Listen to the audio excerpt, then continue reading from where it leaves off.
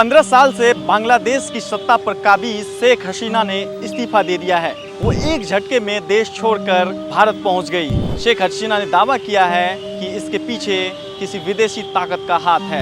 कौन है वो विदेशी ताकत जिसने बांग्लादेश में तख्ता पलट कर दी? दरअसल 2 महीने पहले शेख हसीना ने एक दावा किया था। उन्होंने इस दावा करते हुए कहा था कि बांग्लादेश में एक विदेशी ताकत है जो यहाँ एयरबेस बनाना चाहती है, लेकिन हमने उन्हें परमिशन नहीं दी है। दूसरा दावा किया था शेख हसीना ने, और उन्होंने कहा था एक देश है जो चाहता है कि बांग्लादेश और म्यांमार से एक टुकड़ा करके दूसरा देश बनाया जाए। इस देश में ईसाई धर्म रहेंगे, लेकिन बांग्लादेश फिर से अलग होने को तैयार नहीं है। हम ऐसा नहीं होने देंगे। आपको बता दें कि बांग्लादेश में पिछले कुछ दिनों से हिंसक प्रदर्शन हो रहे हैं। ये प्रदर्शन सरकारी नौकरी में रिजर्वेशन में कोटा देने के खिलाफ शुरू हुआ था, और ये हिंसा देखते देखते बहुत ही उग्र होता गया। कल जो घटना हुई है, जिसमें जो है बांग्लादेश की प्रधानमंत्री शेख हसीना भारत की तरफ जो है आनन फानन में उन्हें भागना पड़ा, उसके बाद अमेरिका के विदेश मंत्रालय के प्रवक्ता मैक्स मिलर ने बयान जारी करते हुए कहा कि हम बांग्लादेश में अंतरिम सरकार का स्वागत करते हैं। मतलब यानी कि ये साफ है कि अमेरिका कहीं ना कहीं वहाँ पे दखलंदाजी दे रही थी।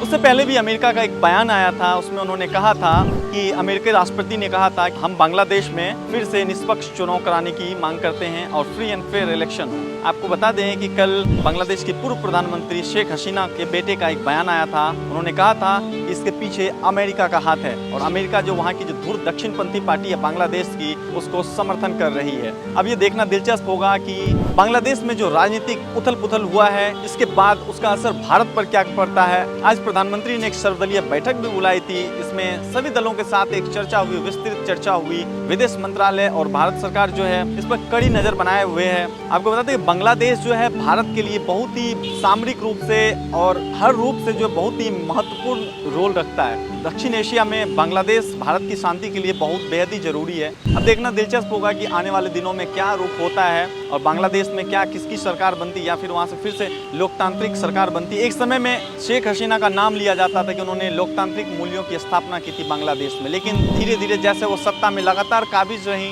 उन पर आरोप लगते रहे कि वो जो है तानाशाही रवैया अपना रही हैं और वो अब लोकतांत्रिक मूल्यों को कुचल रही है। इस पर शेख हसीना लगातार कहती रही हैं कि हम बांग्लादेश में एक शांति और स्थिर सरकार चाहते हैं।